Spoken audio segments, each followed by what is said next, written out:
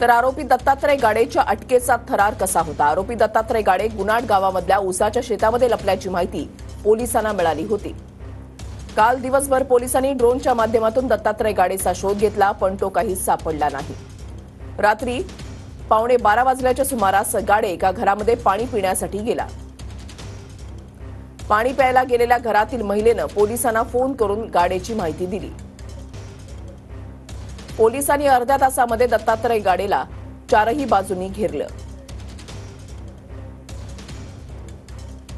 ड्रोनच्या माध्यमातून दत्ता गाडेला "तू बाहेर ये, तुला घेरलंय" अशी उद्घोषणा पोलिसांनी केली।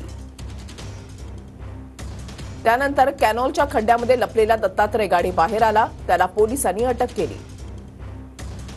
मध्यरात्री 1:20 पोलिसांनी दत्तात्रय गाडेला अटक केलेली आहे।